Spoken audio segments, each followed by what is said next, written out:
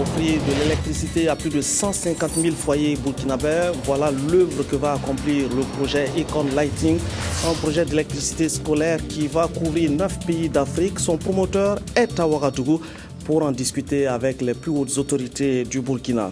Un nouveau plan européen pour le Burkina, il couvre la période 2014 à 2020. Plus de 408 milliards de francs CFA seront investis pour soutenir les efforts du Burkina dans 3 secteurs prioritaires.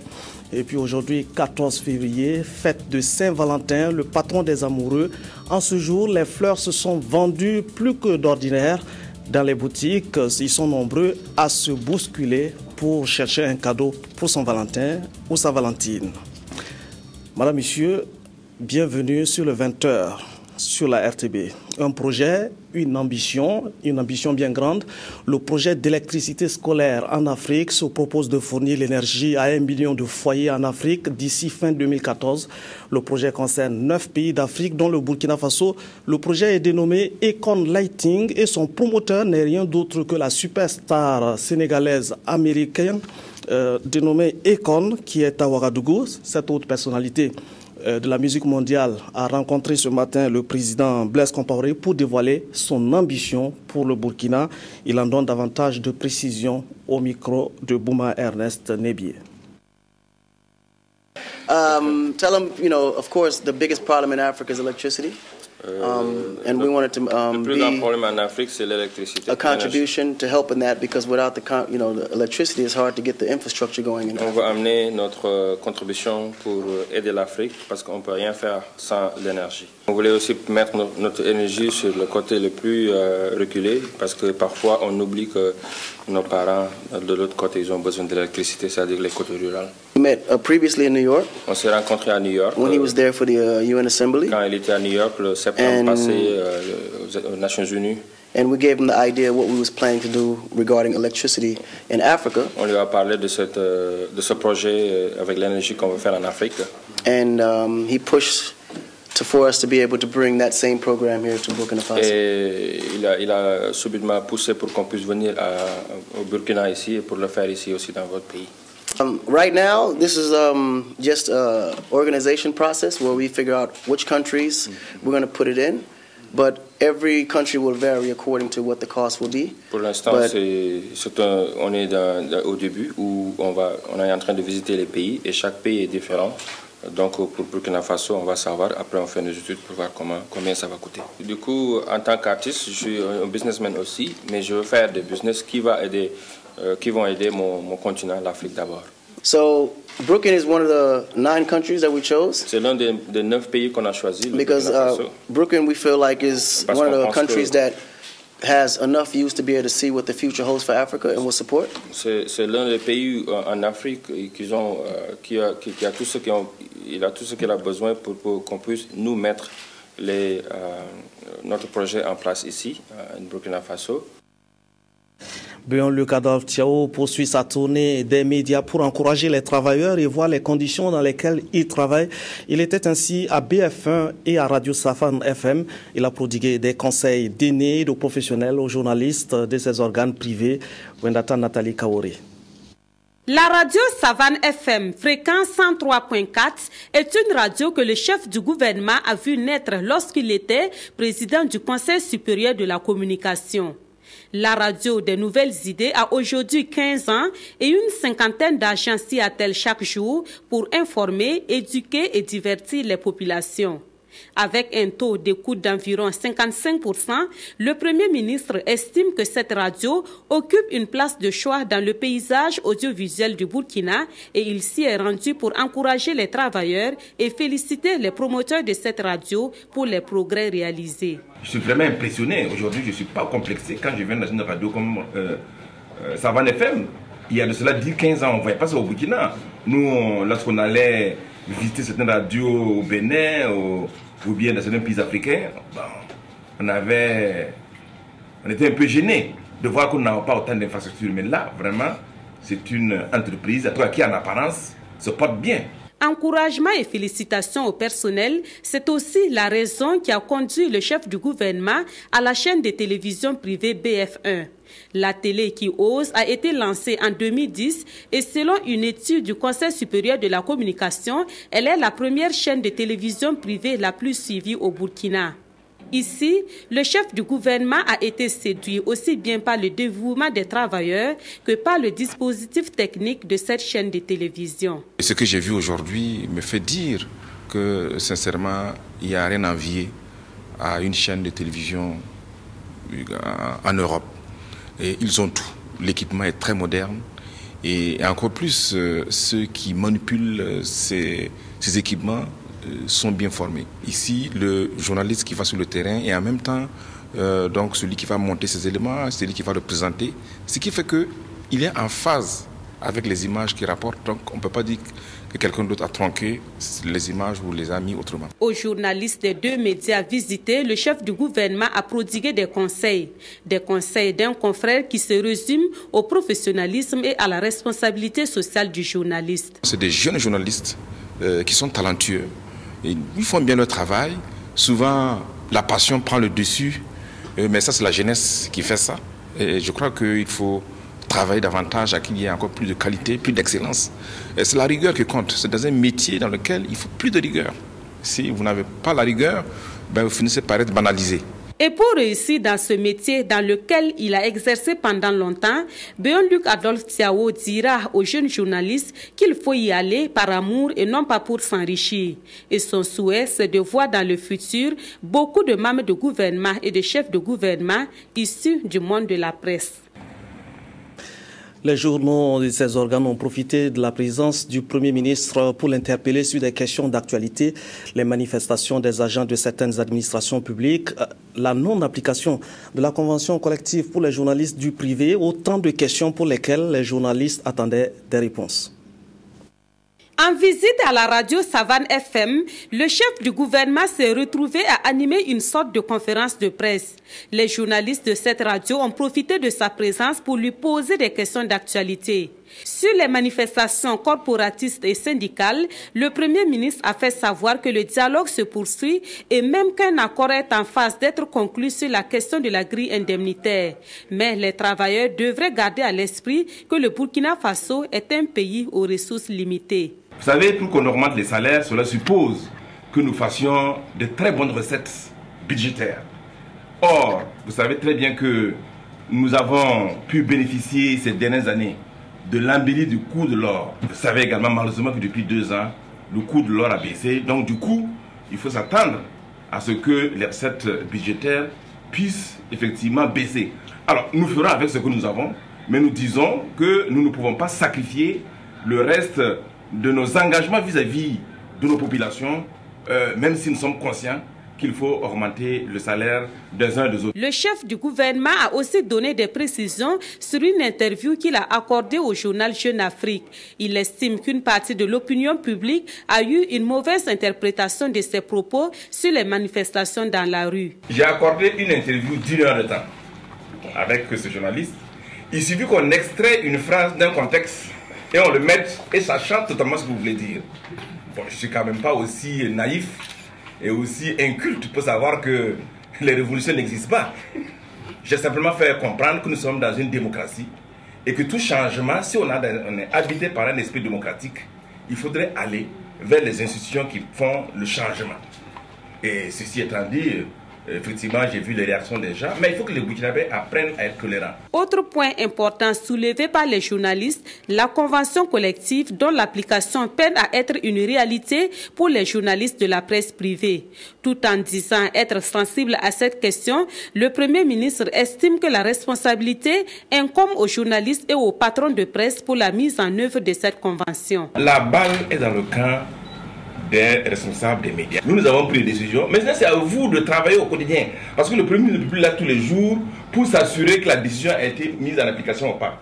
Allez-y voir avec l'administration des impôts et demandez et réclamez vos droits. Béon-Luc Adolphe Tiao a reconnu que l'application de cette convention collective permettra aux journalistes concernés d'améliorer leurs conditions de vie et de se départir de comportements qui n'honorent pas le métier du journalisme.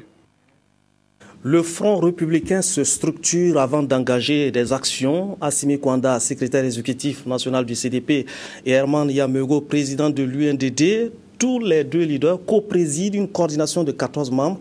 Cette coalition qui réunit une quarantaine de partis politiques s'est prononcée sur des questions de l'actualité brûlante, notamment sur la médiation conduite par le président Jean-Baptiste Ouédraogo.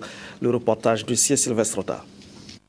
La mise en place de la coordination nationale du Front républicain marque une autre étape dans sa formalisation entamée le 23 janvier dernier. La coordination se compose de 14 membres, dont 7 de la majorité présidentielle et 7 de l'opposition. Les 38 partis et formations politiques qui composent le Front républicain ont en outre élu 2 coprésidents pour un mandat de 6 mois. Il s'agit du secrétaire exécutif du CDP, Assimi Kwanda, et du président de l'UNDD, Herman Yamego. Dans leur première déclaration à la presse, les nouveaux dirigeants ont rappelé les objectifs du Front républicain qui se résument en la défense des valeurs de la démocratie. Nous voulons, dans le Front républicain, défendre la démocratie. Dire qu'à chaque fois, il faut en revenir à la Constitution, qui est le seul lien qui légitime le pouvoir. C'est une œuvre importante. Même dans les accords internationaux, au niveau de l'Union africaine, au niveau de la CEDEAO, ça revient toujours. J'entends invoquer que sur la base de ces accords-là, on ne pourrait pas réviser l'article 37, on ne pourrait pas conserver le Sénat. Mais tous ces textes-là en reviennent à la nécessité du référendum. Les échanges ont permis aux journalistes d'être éclairés quant à la composition, l'organisation et le fonctionnement du regroupement. Différents sujets concernant la situation nationale ont également été abordés. Les membres du Front ont marqué leur disposition au dialogue et à la concertation sur les questions qui divisent la classe politique.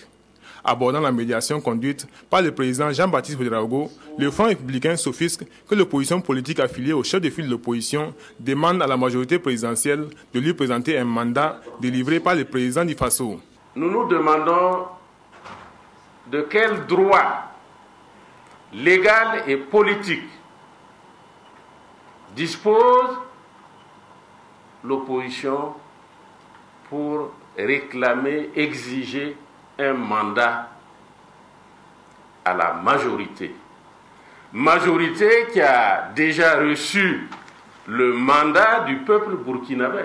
Est-ce que s'il y a des mandats à demander, est-ce que ce ne serait pas plutôt l'inverse ? Dans les jours à venir, le Front républicain entend élaborer un programme de travail annuel et aller à la rencontre des populations dans les 13 régions du Burkina. Élection du 23 février prochain, le Congrès pour la démocratie et le progrès a réuni ses militants au secteur 17 de Ouagadougou. L'objectif assigné aux militants, c'est de rafler tous les sièges en jeu dans l'arrondissement 4 de Ouagadougou. Le parti s'est également prononcé sur la polémique en cours qui fait cas d'achat de cartes d'électeurs. Reportage signé de Adama Koulibaly. Le terrain Puma Rouge situé au secteur 17 de Ouagadougou a drainé du monde, surtout les militants et sympathisants du CDP, le Congrès pour la démocratie et le progrès.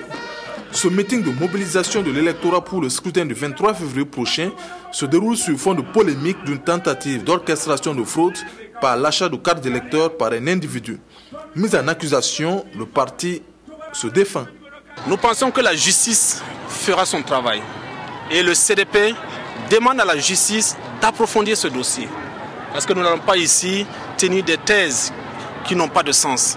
Nous sommes dans un vote transparent, nous sommes dans un vote qui crédibilise notre pays dans une démocratie qui avance et qui donne un espace à tout le monde, mais qui ne permet pas aussi que l'on puisse tenir des propos démagogiques à l'endroit d'un parti. Le CDP ne s'est pas fraudé. Nous comptons sur nos électeurs et nous savons, au regard d'ailleurs des meetings que nous organisons, qu'ils adhèrent et nous sentons que le 23, en tout cas, la victoire, elle sera totale pour nous. Quant au candidat en liste pour la mairie de l'arrondissement 4 de Ouagadougou, il s'est dit confiant quant à la victoire de son parti. Nous sommes très confiants au vu de la mobilisation que nous avons rencontrée dans tous les 4 secteurs en tout cas dans les zones, puisque à travers les différentes zones, la nuit, nous faisons des rencontres de proximité pour mobiliser nos militants pour que le 23 février, la victoire soit certaine, que le CDP puisse reprendre la mairie. Les différentes couches sociales de l'arrondissement 4 de Ouagadougou ont réaffirmé par les voix de leurs représentants leur soutien au CDP jusqu'à la victoire finale. Avant l'ouverture de la première session ordinaire de l'année 2014, les députés membres de la Commission des affaires générales et institutionnelles et des droits humains, KJDH, entreprennent des missions d'information pour toucher du doigt le fonctionnement des juridictions du Burkina. Dans le cadre de la préparation de ces missions, les députés, les assistants parlementaires se sont retrouvés ce matin à l'Assemblée nationale.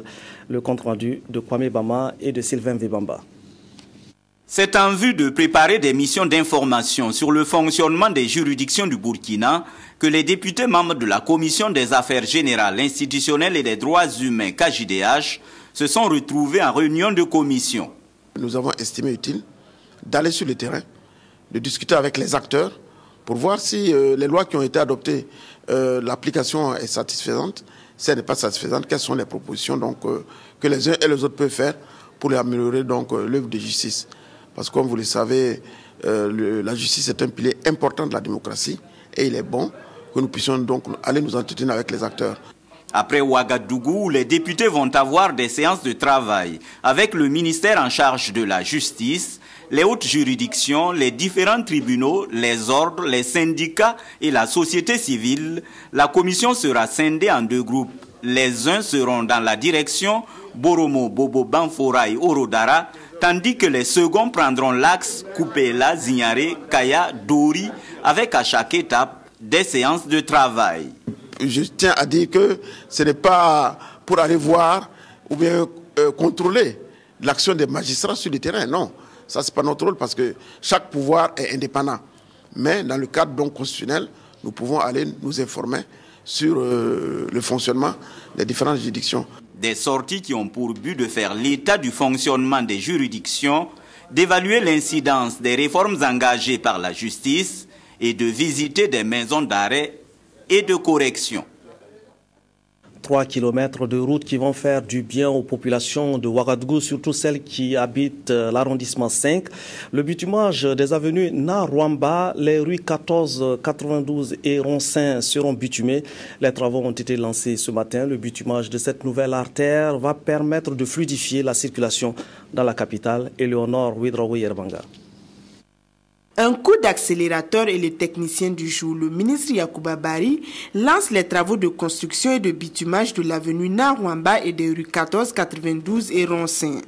L'avenue, qui sera une deuxième alternative de l'avenue Babangida, part de la nationale numéro 4 au croisement de l'avenue Babangida aux sorties des 1200 logements, en passant devant le lycée technique national Sangoulé-Lamizana, l'université de Ouagadougou et l'ISIG dans l'arrondissement numéro 5. Pour accroître la sûreté et la sécurité des usagers, cette nouvelle avenue sera séparée d'un terre-plein et dotée de ralentisseurs, de feux tricolores et d'éclairage. Le projet va permettre donc de rendre fluide la circulation au niveau de Babangida, de desservir davantage cette partie est de la ville de Ouagadougou et puis de façon globale améliorer donc les conditions de vie des populations de la ville de Ouagadougou. Donc c'est un projet très important et qui renforce donc en termes de linéaire la quantité donc de voies bitumées et de voies améliorées à Ouagadougou. Longue de 3 km, cette avenue sera bitumée dans le cadre du projet de conception de ville moderne du ministère des Infrastructures, du Désenclavement et des Transports.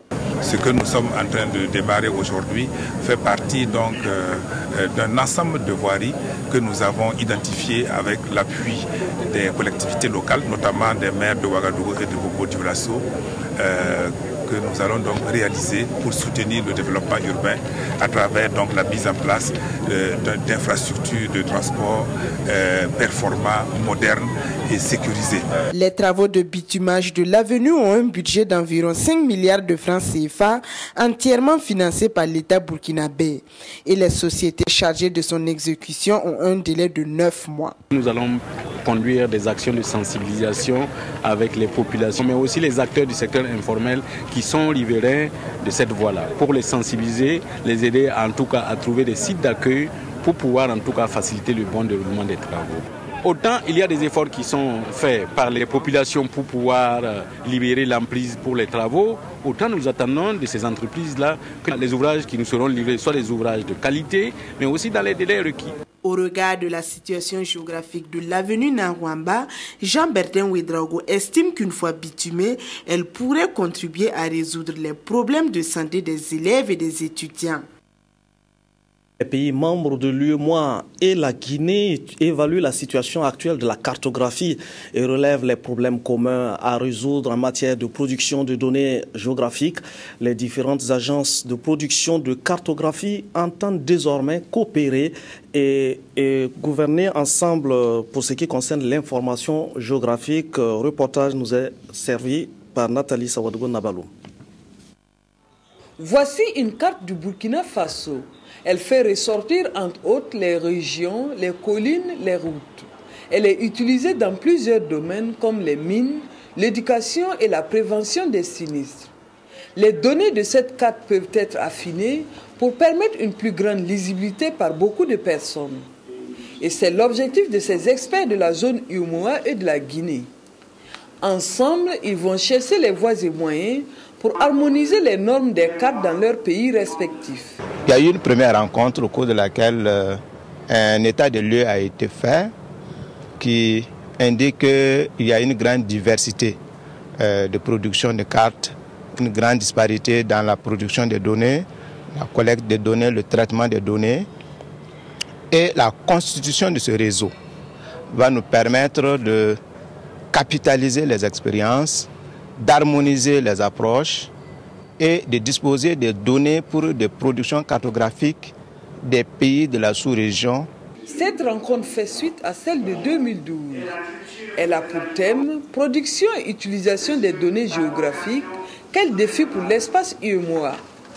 L'information géospatiale constitue l'information fondamentale pour aménagement du territoire. C'est la raison pour laquelle le Japon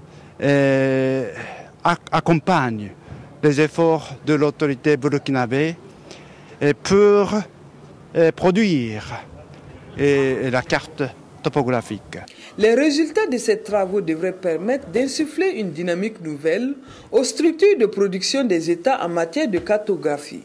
L'UEMOA renforce par la même occasion la complémentarité de ses membres. Sur la période 2014-2020, l'Union européenne va mobiliser 408 milliards de francs CFA pour soutenir les efforts du développement du Burkina Faso. Des secteurs prioritaires sont ciblés, la gouvernance, la santé, la sécurité alimentaire, l'agriculture durable et l'eau. La philosophie du 11e FED, ses modalités ont été présentées aux différents partenaires impliqués dans la mise en œuvre. Ernest Kambiré. Principal instrument utilisé dans le cadre de la coopération avec l'Union européenne, le Fonds européen de développement FED est la formule pour appuyer les États dans leurs efforts de développement. Pour la période 2014-2020, plus de 408 milliards de francs CFA sont mobilisés par l'Union européenne pour financer des projets de développement au Burkina. 3 secteurs de concentration sont identifiés pour l'utilisation de ces ressources, à savoir la gouvernance dans son ensemble, la santé, la sécurité alimentaire et nutritionnelle, l'agriculture durable et l'eau. C'est la 11e version donc, de ce fonds. Et ce qui est important à souligner, c'est que pour ce 11e FED, l'approche utilisée est une approche participative. À savoir qu'avant de déterminer les secteurs que l'Union européenne va financer, il y a eu un travail d'abord de concertation, on appelle de consultation de chaque pays, pour qu'ensemble, on puisse identifier les secteurs que nous pensons prioritaires. C'est donc pour permettre aux différents partenaires et acteurs burkinabés impliqués dans la gestion et l'utilisation de ce 11e FED que cette restitution a été initiée pour rendre compte. Les Européens considèrent que c'est à la fois notre devoir et notre intérêt, je dirais, de travailler de cette manière. Les pays de cette région, notamment, sont des pays qui sont exposés à des difficultés objectives qui sont considérables en matière d'alimentation, d'accès à l'eau, de sécurité alimentaire, les effets de la démographie. etc. Les besoins de faciliter les échanges, besoin aussi de mieux s'intégrer dans la région. Et donc l'Union européenne considère que c'est son devoir que de pouvoir accompagner le pays et accompagner les pays de la région dans ces efforts. Le Burkina Faso dispose d'une stratégie et les partenaires se sont accordés pour apporter leur appui à la SCAD qui fixe les priorités de développement du pays. Et de façon concertée entre Européens et partis burkinabés, l'efficacité peut être escomptée au terme de ce 11e fête qui couvre la période 2014-2020. Pendant ce temps, l'ambassadeur des États-Unis au Burkina Faso est descendu sur le terrain pour évaluer l'impact des investissements américains. À Tougouri, dans le Namantenga, plus d'une centaine de femmes et leurs enfants ont vu leur santé et leur croissance améliorée. Ces derniers temps, Tulinabo Mouchengi en conclut que l'argent du contribuable américain a été utilisé à bon escient. Reportage Karim Patrick Namono. Tulinabo Mouchengi, ambassadeur des États-Unis d'Amérique, pénètre dans l'arène où se déroule un combat contre la malnutrition. Les armes, la bouillie enrichie aux ingrédients locaux et l'aide alimentaire fournie par les États-Unis d'Amérique. Les femmes enceintes et allaitantes sont les Amazones et l'allié au combat est le programme FASO financé par le peuple américain. Le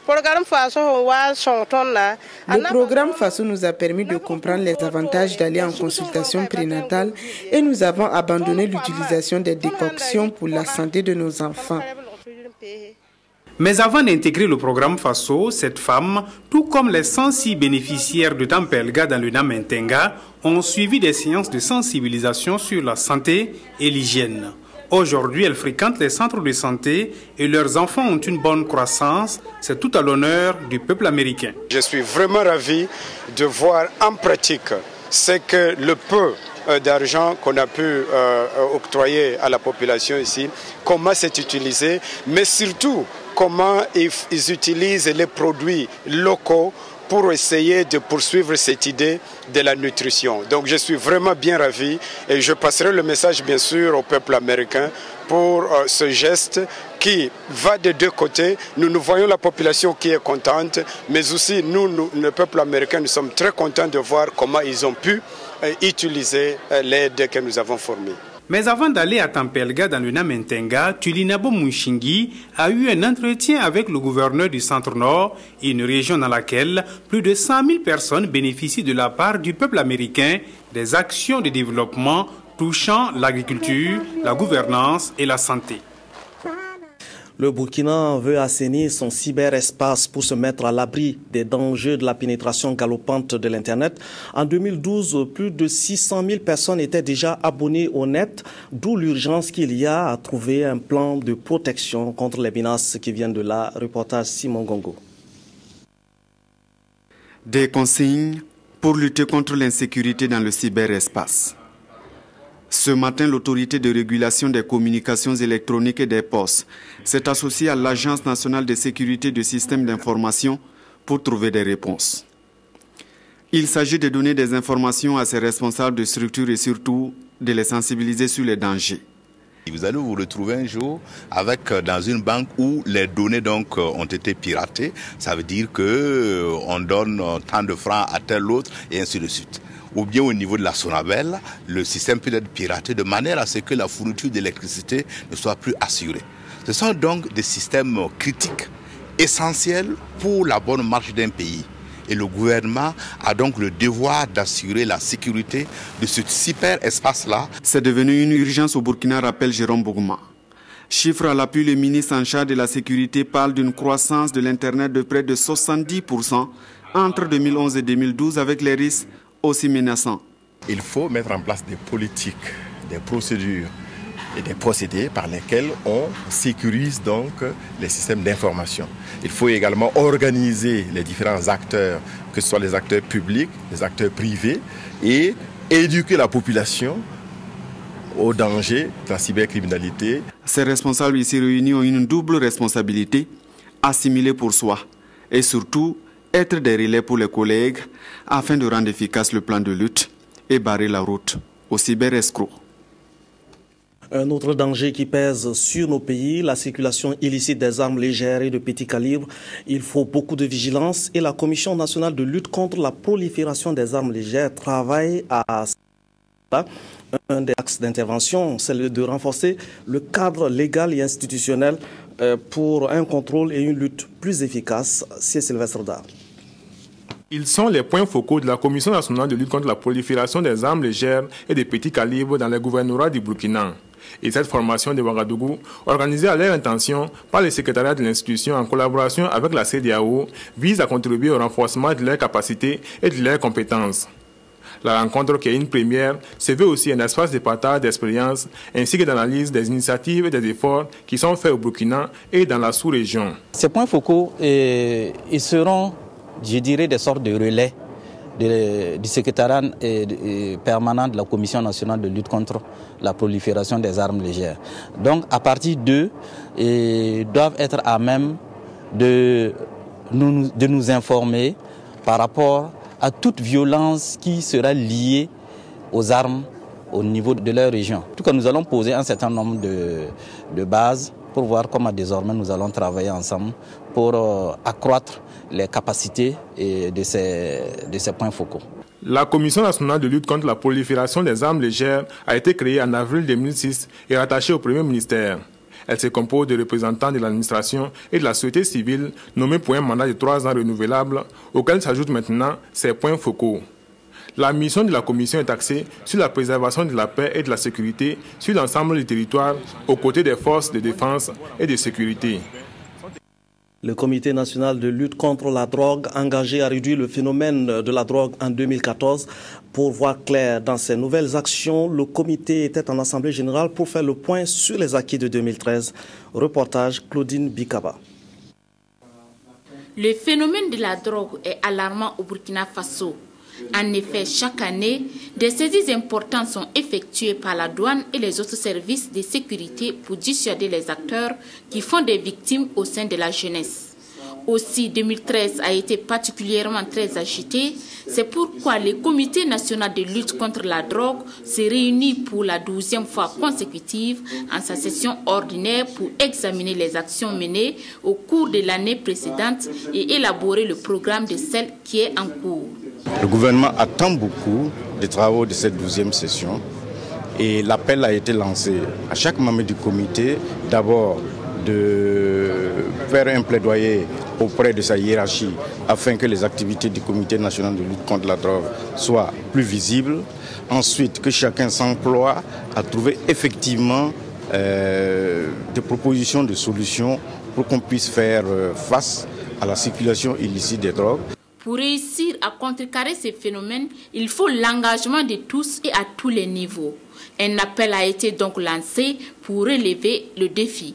Nous avons des actions au sein des services de répression quotidiennement, police, gendarmerie, douane, eaux et forêts, qui saisissent et qui poursuivent.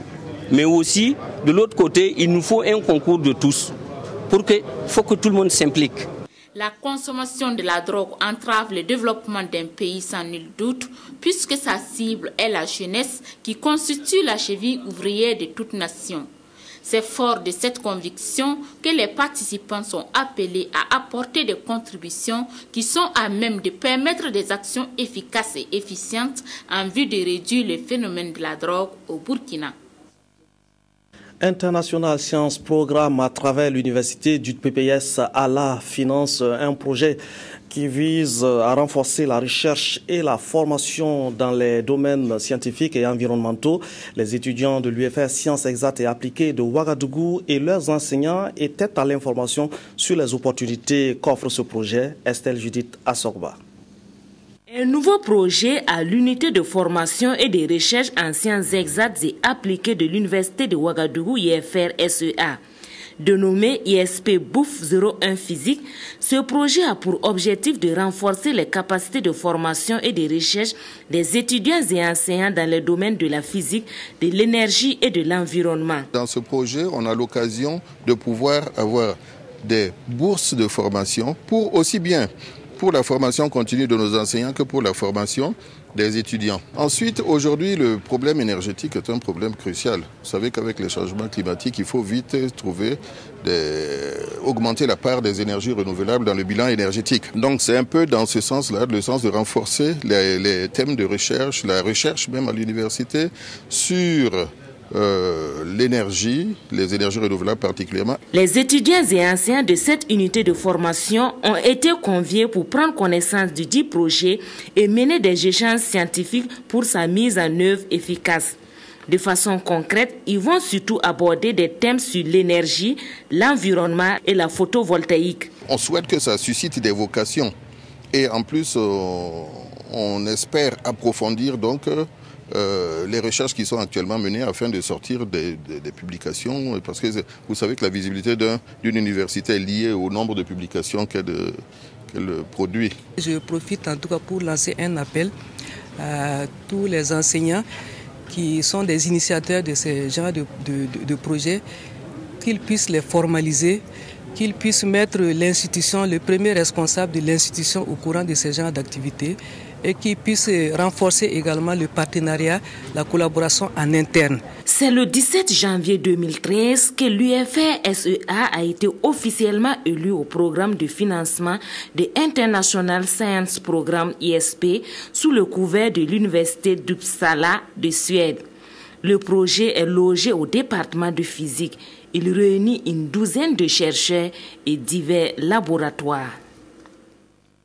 Découvrons à présent la maison de l'artisan, qui est à Ouagadougou, une vitrine qui reflète les talents d'artisans évoluant donc dans les domaines comme la décoration, le tissage, la vannerie, la pyrogravure, la sculpture et tutti quanti. Sur l'avenue Charles de Gaulle et en face de l'université de Ouagadougou, on y trouve des produits pour satisfaire tous les goûts. Le constat de Abdoul Rasmane Zongo. Voilà plus de 2 ans qu'existe à Ouagadougou la maison de l'artisan. Faisons un tour dans l'univers artisanal de cette association qui compte 38 corps de métier et plus de 200 artisans. Ce regroupement d'artisans sur place, c'est pour perpétuer ce que nous savons bien faire. C'est la chose que nous savons le mieux faire, c'est-à-dire la production des produits artisanaux pour le plaisir des Burkinabés et pour aussi la fonctionnalité même des produits dans le milieu, dans les salons, et aussi utilisés comme rideaux au niveau des façades d'enfants et aussi des produits teints. Nous avons aussi la récupération.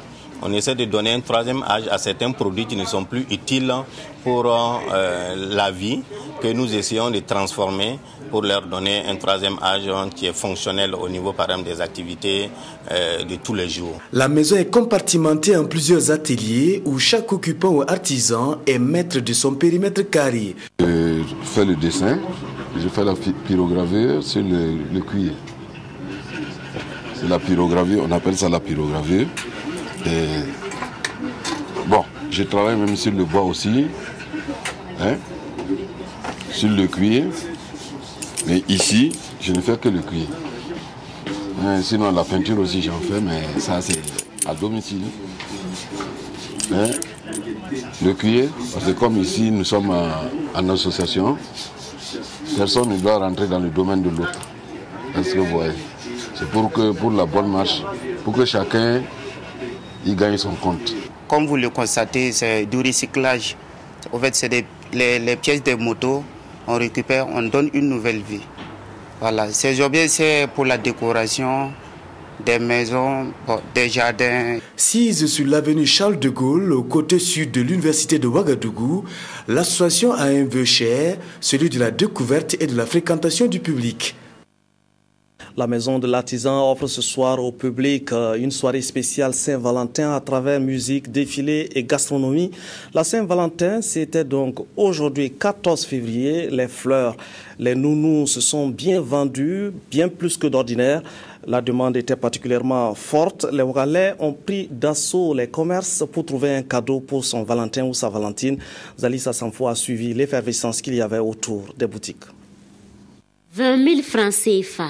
C'est la somme que Christian Sawadogo a déboursée pour l'achat de cette fleur qu'il offrira lors d'un dîner ce soir à sa Valentine.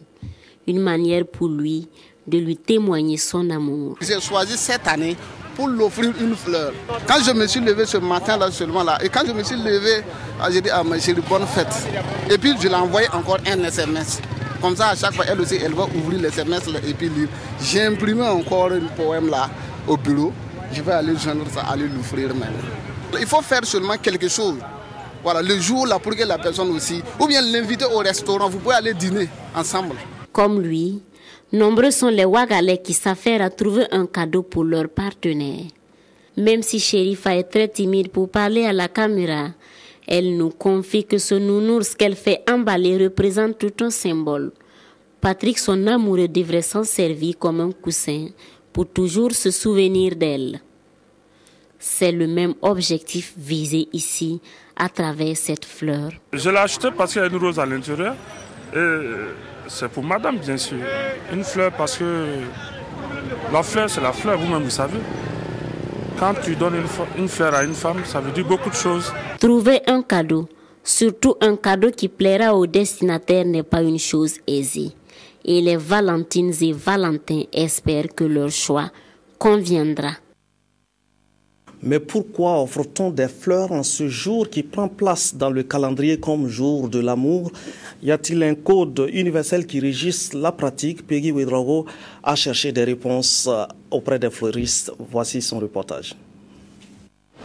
L'origine de cette fête demeure un mystère, tout comme ce qui est fêté, l'amour. Si l'on se réfère au calendrier catholique, chaque jour on fête un saint et les saints sont toujours patrons de quelque chose. C'est ainsi que par exemple Saint-Roch est le patron des bergers et l'Église a fait de Saint-Valentin le patron des fiancés. J'aimerais avoir une belle rose offerte par mon chéri. Encore dans la soirée, j'aimerais prendre, je sais pas, un dîner avec lui. En tout cas, ça serait très romantique pour moi. J'aimerais avoir un cadeau qui vient du fond du cœur. Moi, je vais offrir une rose tellement rose qui témoigne l'amour. Rose qui est significative de l'amour. Moi, j'offrirai une rose très belle à ma dulcinée. Offrir des fleurs, une tradition venue d'ailleurs. Elle pourrait être assimilée au fait que là-bas, à la mi-février, une fois l'hiver parti, les premières fleurs apparaissent. De nos jours, et ici au Burkina, on ne connaît pas l'hiver et pire. C'est en cette même période que les effets du soleil sont des plus forts. Mais on en trouve des fleurs à offrir. Glamour essaye en fait de faire à la disposition, de mettre à la disposition de chaque client un produit pour ce client en particulier. Non pas de faire quelque chose d'industriel, mais de faire quelque chose d'adapté. Aujourd'hui, c'est le rush. On a beaucoup de commandes. Beaucoup de gens ont entendu parler de la Saint-Valentin, bien évidemment. Donc beaucoup d'hommes ce matin sont venus ici, sont venus pré-régler, choisir les bouquets. La Saint-Valentin est rentrée dans les mœurs burkinabés et tout le monde veut offrir une fleur. Et en ce moment, nous, on vend plus que d'habitude. Les fleurs ont un grand impact. Et je pense qu'avec la fête de l'amour, ça a une grande signification. Quand on reçoit un bouquet de l'être aimé, on est épanoui, on ne sait pas plus comment s'exprimer. Oui. La Saint-Valentin est sans doute la fête la plus controversée de l'année. Faut-il la célébrer ou non? Si certains, et ils sont très nombreux, la trouvent trop marketing et sans intérêt, d'autres par contre ne diront pas non devant une magnifique marque d'attention dans un monde qui tourne de plus en plus le dos à l'affection, la gentillesse et à l'amour. Très bon reportage. C'est la fin de cette édition. Merci de nous avoir suivis.